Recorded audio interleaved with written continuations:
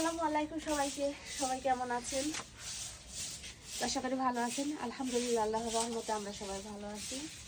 তো বাপের বাড়িতে আছি আর এখন বাজে বেলা 8টা মনে হয়। আর দেখেন এখন ঘুমের থেকে উঠে পড়েছি। আর নিজের বাড়িতে থাকলে কোন সকালে যে উঠলো নেই সেটা আল্লাহই জানে।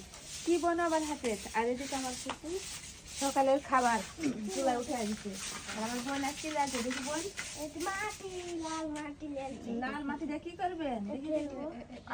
উড়ে যাচ্ছে। তো আমার ফুপু সকালে খাবার সবার জন্য কি চুলায় চড়াই দিচ্ছে একটু দেখি।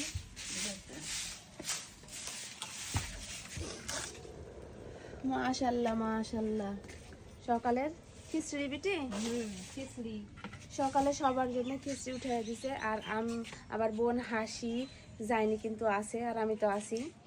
তো আমরা সবাই একসাথে সকালের খাবার খাবো। আর এদিকে দুপুরের জন্য দুটো অলরেডি রাখাও দিছে। এই যে টাটকা মাছ বাজার থেকে কিনে নিয়ে আসা হয়েছে, টাটকা জাপানের মাছ। এটা দিয়ে দুপুরে রান্না হবে। তো কালকা সকালবেলা মানে সকালবেলা বাড়িতে পান্তা ভাত খাই আসিছি।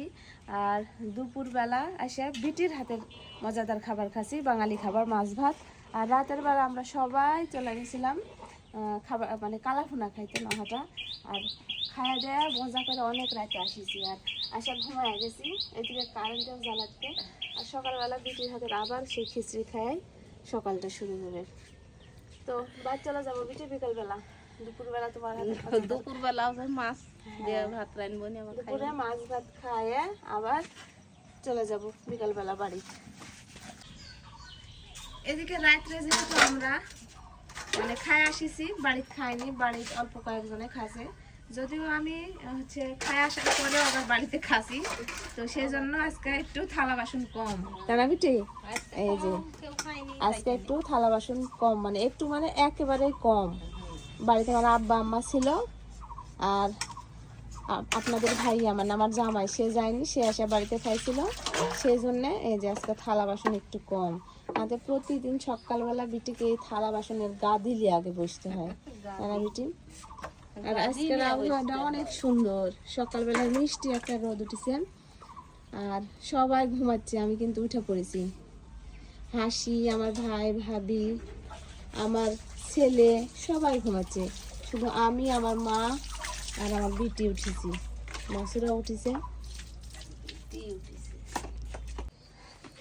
এদিকে রান্না কমপ্লিট হয়ে গেছে, দেখি। এই যে সকালবেলা সবার জন্য নতুন আলু দিয়ে খিচুড়ি রান্না করা হয়েছে, খাইতে মজাই হবে।